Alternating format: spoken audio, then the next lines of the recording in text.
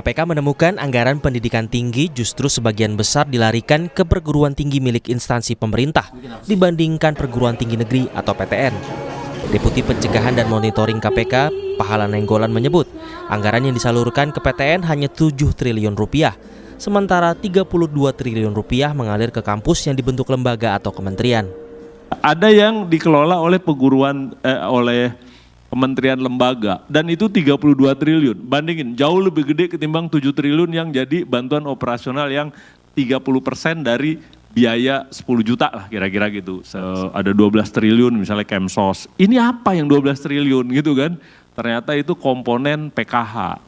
Komponen pendidikan buat bansos yang keluarga harapan. Ya ini dikoreksi dong. Jangan ngambil yang kira-kira gitu ya. Atau ada lagi yang kementerian lembaga sebenarnya lulusannya bukan PNS. Lah ngapain dia selenggarain kalau bukan PNS sih biarin aja diswastain gitu kan. Deputi Pencegahan dan Monitoring KPK, Pahala Nainggolan menyebut, idealnya bantuan operasional perguruan tinggi negeri atau BOPTN sebesar 10 juta rupiah per mahasiswa, tetapi kini dipangkas menjadi 3 juta rupiah per mahasiswa. Dampaknya, kampus dipaksa untuk mencari uang dan salah satunya dengan menaikkan uang kuliah tunggal. Kuliah gitu nih biaya lu sebenarnya 10 supaya jadi sarjana yang berkualitas ya kan, kalau 8 ya didiskon lah kualitasnya, tapi 10. Nah sekarang ini pemerintah memberi bantuan operasional tuh hanya 3, itulah yang lewat seluruh PTN, yang PTN dikasih per siswa hanya 3, yang 7 disuruh cari sendiri lewat orang tua, itulah UKT, itulah jalur mandiri, itulah bisnis PTN. Kita agak keberatan karena kita bilang begini, lu para rektor itu kan profesor, tuh akademisi, jangan suruh cari duit dong. Gitu kan, dia nggak sepintar, katakan kalau universitas di luar negeri kan ada unit bisnisnya yang bukan profesor gitu ya, emang utilisasi. Tapi akibat yang 7 inilah keluar kasus jalur mandiri, keluar kasus UKT dinaikin dikit, ribut gitu ya. Kemendikbudristek berdalih, mereka hanya mengelola anggaran pendidikan sebesar 15% atau 98,9 triliun rupiah.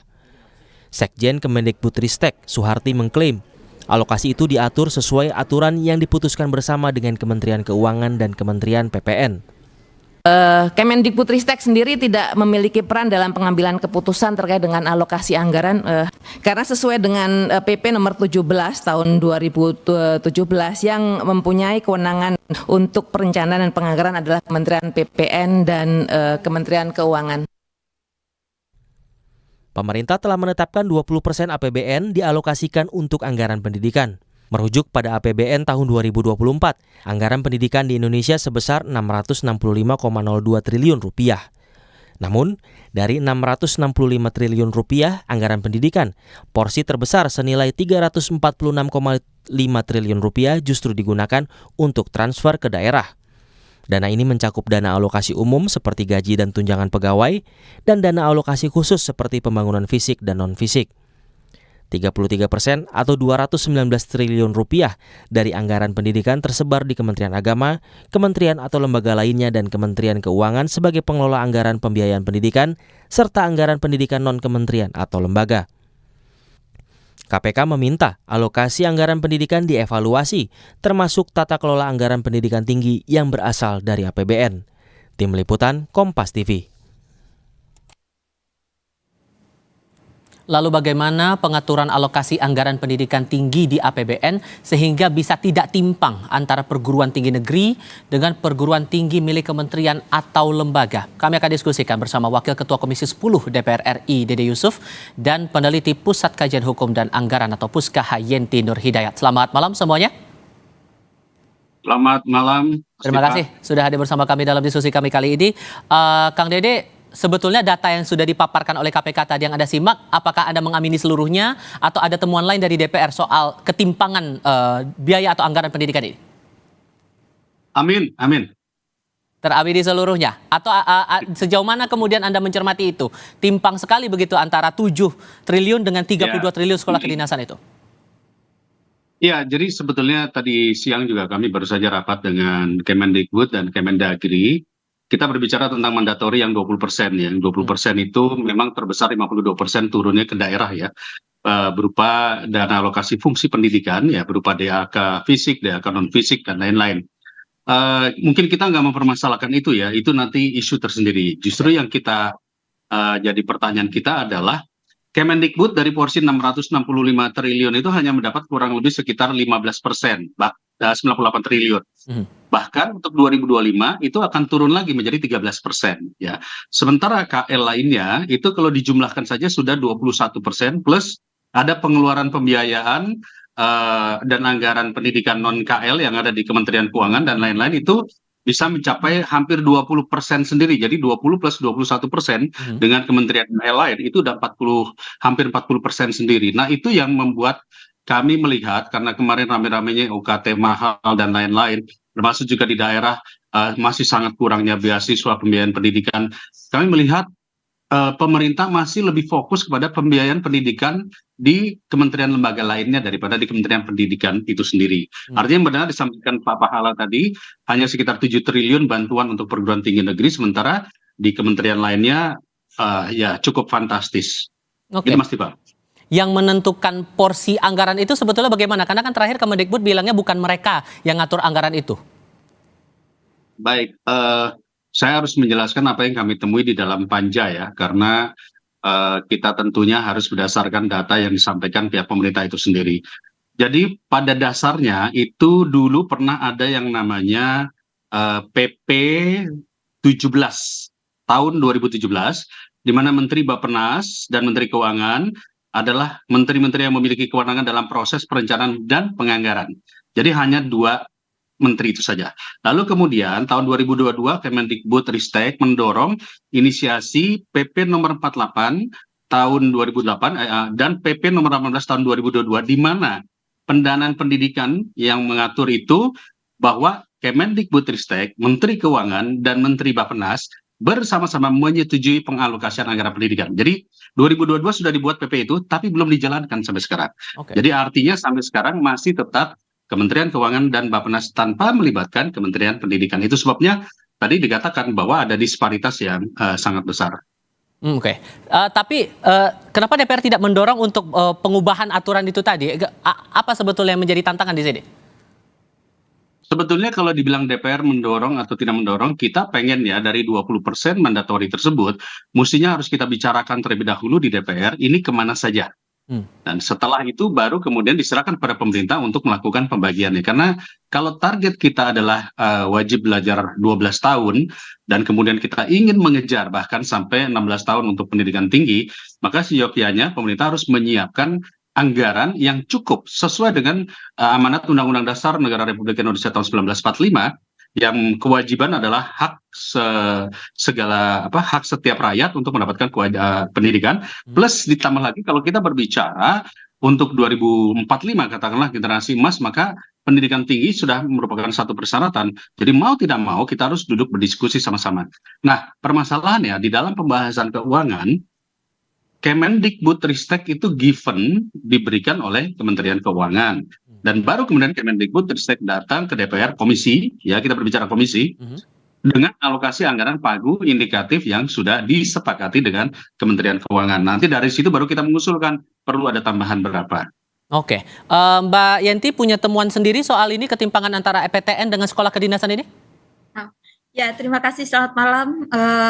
Ya, kami di Puskala Indonesia juga melakukan kajian ya. Jadi data yang kami gunakan adalah data dari Himpunan RKAKL APB.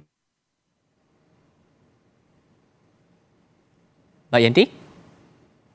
Kami coba perbaiki komunikasi kami dengan Mbak Yenti untuk menelusuri lagi analisis lain terkait dengan ketimpangan dana ini. Saya kembali ke Kang Dede kalau begitu. Kang Dede, apa yang menjadi... Ya? Oke, kita coba perbaiki lagi komunikasi dengan Mbak Yenti. Mbak Yenti, saya pastikan dulu, terdengar suara saya Mbak Yenti? Terdengar. Oke, saya tahan dulu ya Kang Dede, kita kembali ke Mbak Yenti. Mbak Yenti, diulang kembali karena gangguan komunikasi tadi, boleh diulang? Ya, kalau data dari Himpunan RKKL yang kami olah, itu Ditjen Dikti itu hanya mengelola sekitar 33,7 triliun. Dan ini kalau kita... Oke.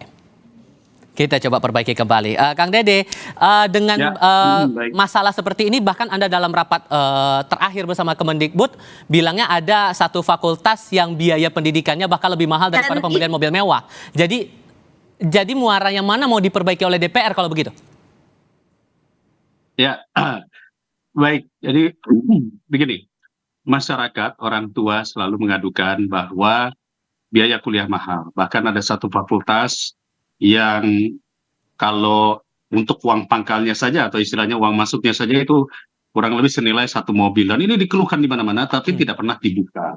Nah, permasalahannya adalah kita butuh nggak sih sumber daya manusia yang memang capable dan berpendidikan yang benar-benar sesuai dengan harapan kita ke depan.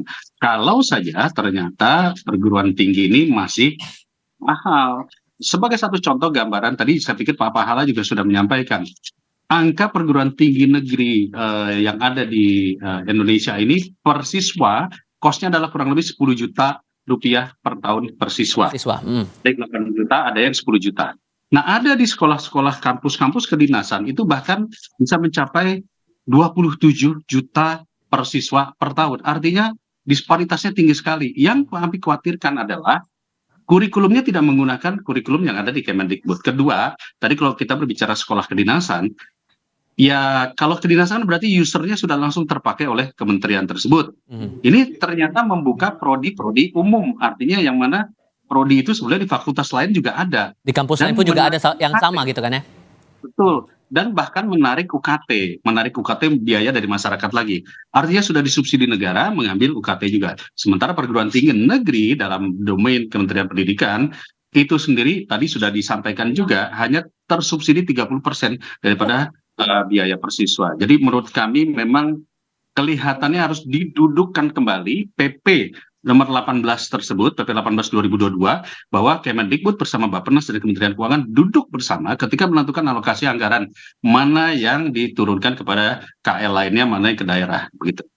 Oke, saya coba cek kembali dengan Mbak Yenti dari Puskaha. Mbak Yenti masih mendengar suara saya? Ya, halo. Oke, boleh dijelaskan kembali. Jadi temuannya apa yang signifikan dirasa berbeda begitu? Atau mungkin ada hal yang sama di kasus ini? Ya, kalau kita hitung per siswa memang kelihatan bahwa disparitasnya itu tinggi ya. Jadi kalau tadi yang saya sempat hitungkan tapi terputus, jadi kalau rata-rata perguruan tinggi negeri itu per mahasiswa per tahunnya itu dapat sekitar antara 12 sampai 19 juta ya, dan itu tergantung dari masing-masing. Halo? Iya, silakan dilanjutkan, Mbak. Ya, tergantung dari masing-masing perguruan tingginya. Misalnya seperti UI saja itu mendapatkan sekitar 449 miliar per tahun. Yang kalau kita bagi dengan jumlah mahasiswanya, maka itu hanya sekitar 12 juta saja per tahun. Nah, sementara kalau model STAN itu per tahun dia anggarannya ada di bawah Kementerian Keuangan ya. STAN itu per tahun itu dapat sekitar 194 miliar ya. Dengan jumlah mahasiswa dia yang sedikit tentu saja nilainya menjadi lebih tinggi. Jadi kalau STAN itu kan 59 juta per mahasiswa per tahun. Dan itu yang menyebabkan disparitas itu tadi.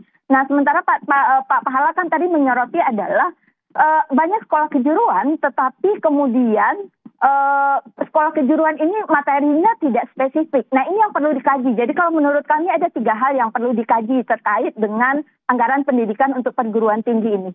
Yang pertama, ketersediaan anggarannya. Apakah anggaran itu memang memadai untuk perguruan tinggi negeri yang ada di Indonesia, ataupun untuk membantu perguruan tinggi swasta yang ada di Indonesia, terutama yang di daerah. Karena perguruan tinggi di daerah itu menyumbang sangat besar terhadap angka dari lulusan perguruan tinggi kita. Yang kedua adalah terkait nilainya. Nah, disparitas yang tinggi itu yang harus diperkecil. Jadi kalau kami hitung-hitungan kami ya, kalau memang mau fair, itu kisaran 30 juta per mahasiswa per tahun itu cukup ideal ya, karena itu akan membebani UKT-nya mahasiswa. Yang ketiga ini terkait tata kelolanya. Kalau tata kelola ini bicara soal transparansi, akuntabilitas, dan partisipasi. Nah, ini problemnya. Kita itu sangat tidak terbuka sama sekali tentang tata kelola anggaran. Kalau ini nggak diperbaiki, maka akan sama persoalannya sampai sekarang. Jadi hal apa yang kira-kira bisa diperbaiki sekarang begitu untuk mengatur tata kelola itu tadi? Aturan kah atau ada hal lain? Ya, aturannya harus ada. Jadi itu yang paling penting. Jadi berapa sih nilai maksimum UKT yang boleh diberikan oleh perguruan tinggi? Kami menganalisis juga ya data 3 perguruan tinggi UI, UGM, dan ITB. Ternyata berdasarkan laporan keuangan tiga perguruan tinggi ini terlihat bahwa ITB itu UKT-nya jauh lebih murah. Kenapa? Karena dia kemudian bisa pengelola perguruan tingginya ya itu bisa menambah pendapatan perguruan tinggi dari sumber-sumber lain. Misalnya sumber yang dipakai itu adalah ada investasi ya. Kemudian ada juga dana abadi yang dia kembangkan, kemudian juga kerjasama penelitian dengan berbagai pihak. Jadi ada produk-produk pengetahuan yang kemudian dicoba dikapitalisasi di situ sehingga UKT-nya menjadi lebih sedikit. Baik, itu yang harus jadi perhatian di sini, Mbak Yenti mewakili Puskaha, terima kasih. Kang Dede mewakili DPR juga terima kasih sudah hadir dalam diskusi kami kali ini. Sehat selalu semuanya. Selamat malam.